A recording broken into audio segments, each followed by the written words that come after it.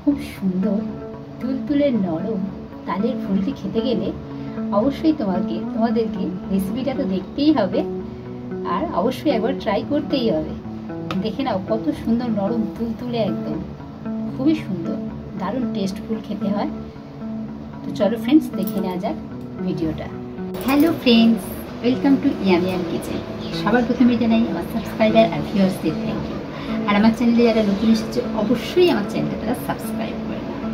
তো ফ্রেন্ডস, আজকে আমাদের রেসিপি হলো জন্মাষ্টমী স্পেশাল তালের ফুলুরি। তো প্রথমেই আমরা একটা পাকা তাল নিয়ে নিয়েছি, আর এই তালের শাঁসটা আমরা এবার বের করে নেব। তো আমি এখানে একটা এরকম গ্রেটার নিয়ে নিয়েছি, এই গ্রেটারটার সাহায্যে আমরা তালের শাঁসটা বের করে নেব। তো দেখো ফ্রেন্ডস, আমাদের এখানে তালের শাঁসটা আমরা বের করে নিয়েছি। তো তোমাদেরকে দুটো ছোটো ছোটো টিপস আমি দিতে চাই ফ্রেন্ডস। তো যখন তালের শাঁস আমরা বের করি তখন প্রচুর পরিমাণে মাছি আসে, সেই জন্য আমাদের খুব ডিস্টার্ব হতে হয় আর কি। তো সেটা থেকে ডিস্টার্ব যাতে না হতে হয় তার জন্য একটা টিপস হচ্ছে, সেটা হচ্ছে তোমরা রাত্রিবেলাতে তালটাকে চাঁচবে, তাহলে দেখবে একটা মাছি মশাও আসবে না। আর যদি গ্রেটারের সাহায্যে যদি তালটা তোমরা চেঁচে নাও, খুব কুইক তোমাদের তাল চাঁচাটা হয়ে যাবে, কোনো অসুবিধা হবে না। অবশ্যই একবার তোমরা এটা দেখবে করে। তো দেখো ফ্রেন্ডস, আমরা এখানে নিয়ে নিয়েছি 1 কাপ আটা, আছে 1/4 কাপ সুজি, নিয়েছি 1 টিস্পুন মৌরি, আছে অল্প একটু নুন 1/2 টিস্পুন মতন, আছে এখানে 3-4 কাপ চিনি। তো দেখো ফ্রেন্ডস, এখানে আছে 3-4 কাপ চিনি। তো এবার আমরা কি করব, প্রথমেই এই তালের শাঁসটাকে আমরা ভালোভাবে ফেটিয়ে নিতে হবে আমাদের। এর মধ্যে আমরা একে একে, এটা 1.5 কাপ মতো আছে, তো এটার মধ্যে আমরা অল্প অল্প করে আটাটা দেব। আমি 1 কাপ আটা এখানে নিয়েছি।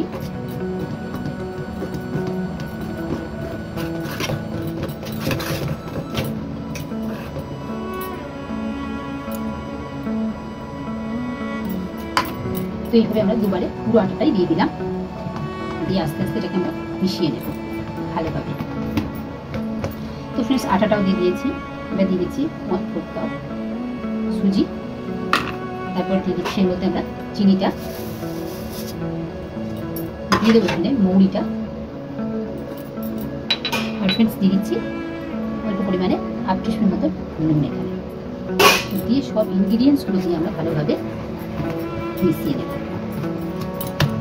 তো দেখো ফ্রেন্ডস, এখানে হ্যান্ড মিক্সের সাহায্যে তোমরা করে নিতে পারো, আর কারো কাছে যদি ইলেকট্রিক বিটার থাকে সেটা দিয়ে এরকম থেকে একটু ভালোভাবে ফেটিয়ে নিতে হবে।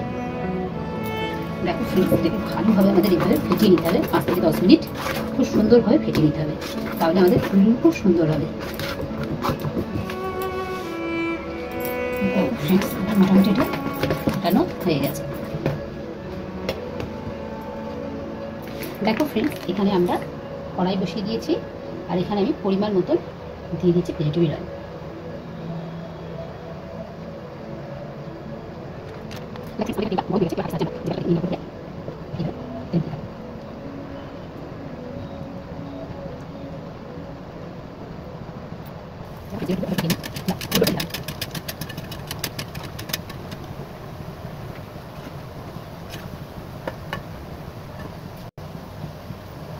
দেখো ফ্রেন্ডস, কিরকম ফুলগুলো ফুলে উঠেছে গোল গোল হয়ে। দেখো ফ্রেন্ডস, খুবই সুন্দরভাবে আমাদের ফুলগুলো ভাজা হচ্ছে। দেখো ফ্রেন্ডস, আমাদের প্রথম খোলাটা ভাজা হয়ে গেছে। আমরা ফুলগুলো তুলে নেব একটা প্লেটে।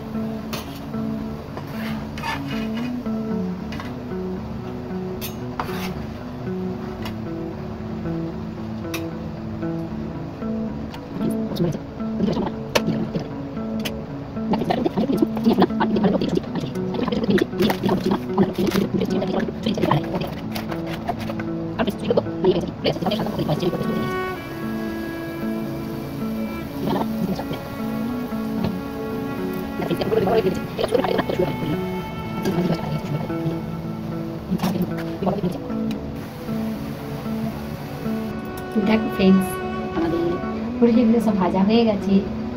আমি প্রথমেই ঠাকুরের জন্য কিছু ফুলকি তুলে নিয়েছি, এগুলো আমার ঠাকুরকে দেবো, বছরের প্রথম ফল, সেই জন্য ঠাকুরের জন্য রেখে দিয়েছি আলাদা করে। আর এগুলো দেখো সব আমাদের ভাজা হয়ে গেছে। ফ্রেন্ডস, কেমন হয়েছে অবশ্যই জানাবে, তোমরা এভাবে একবার অবশ্যই ট্রাই করবে, খেতে খুবই সুন্দর হয়। তো এত সুন্দর নরম তুলতুলে, দেখো কত সুন্দর হয়েছে, দেখো নরম তুলতুলে একদম, আর খেতে খুবই সুন্দর হয়। তোমরা অবশ্যই একবার ট্রাই করবে। লাইক শেয়ার কমেন্ট করতে ভুলবে না। Thank you for watching.